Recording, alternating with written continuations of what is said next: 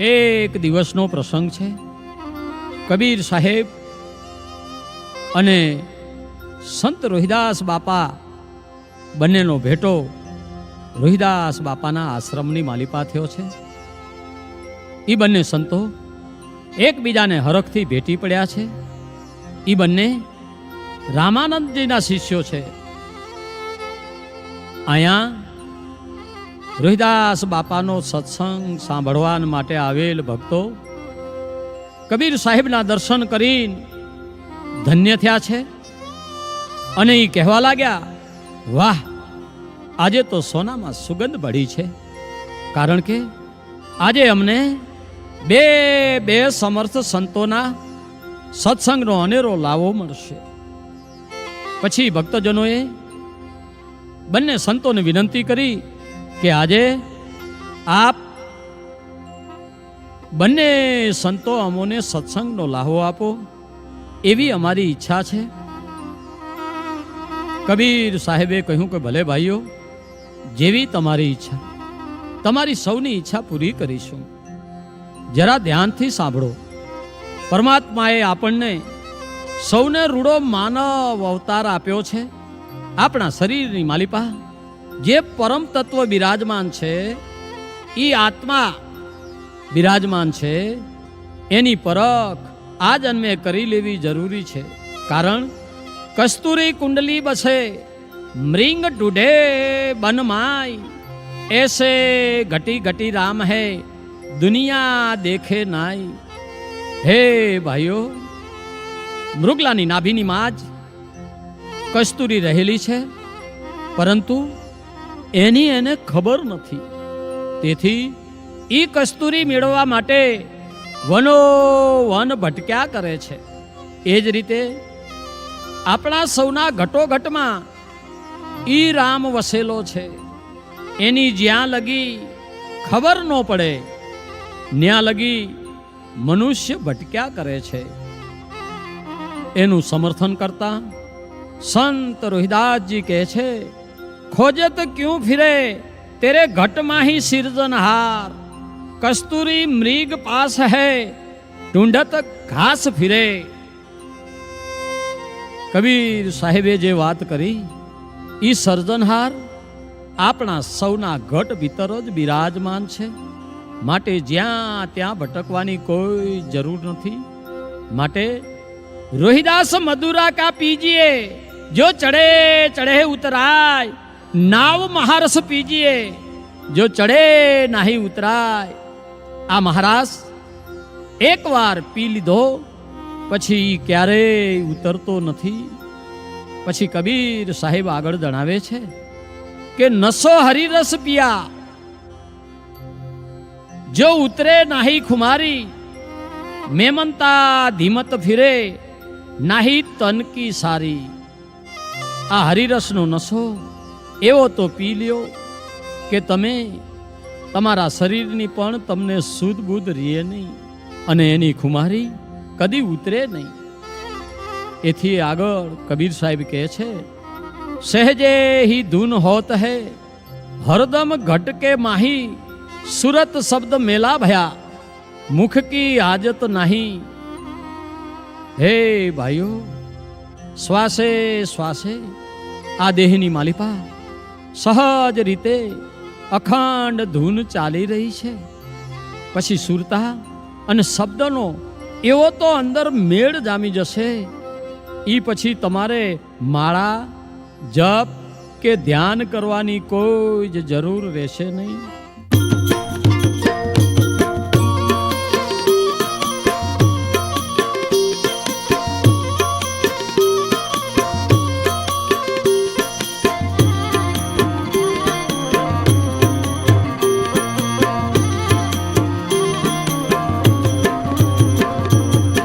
મહિમા બારે મોટો જગમાં રોહિદાસ બાપા, મહિમા બારે મોટો જગમાં.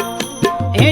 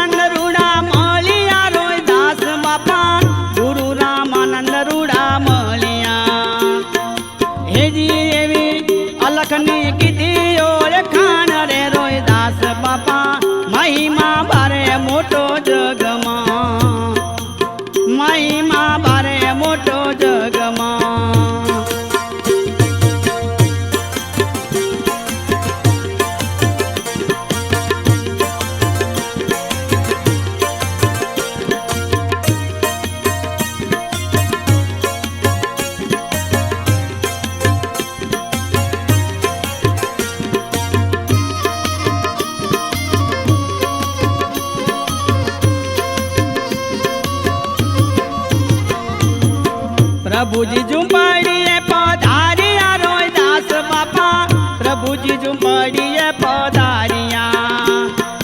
હેજી એવું મોશું નહીં માયામાં માન રે રોહિદાસ બાપા, મહિમા બારે મોટો જગમાં, મહિમા બારે મોટો જગમાં.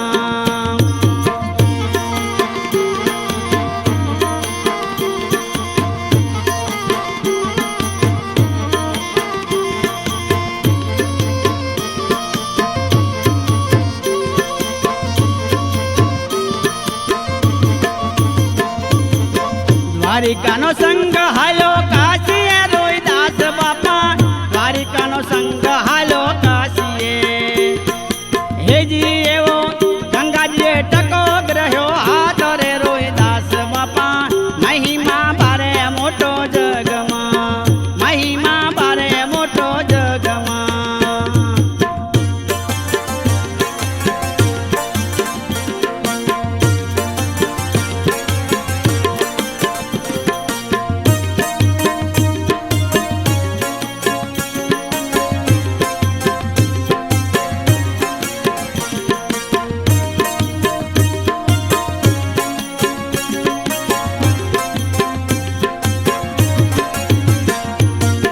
શોભે આશ્રમ સરસઈ ગામમાં રોહિદાસ બાપા, શોભે આશ્રમ સરસઈ ગામમાં.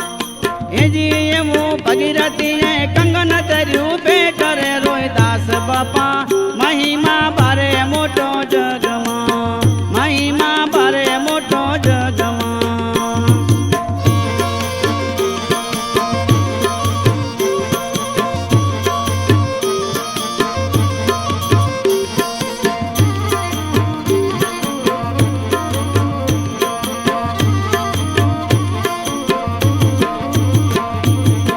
શુભ સંદેશ એવો આપ્યો રોહિદાસ બાપા, શુભ સંદેશ એવો આપ્યો.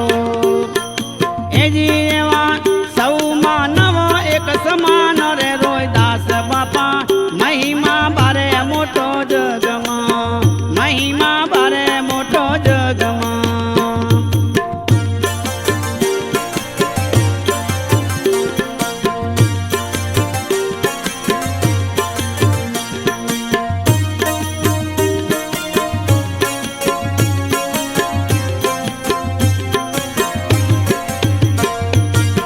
કાંતિ વઢિયારી કરે વંદના રોહિદાસ બાપા, કાંતિ વઢિયારી કરે વંદના.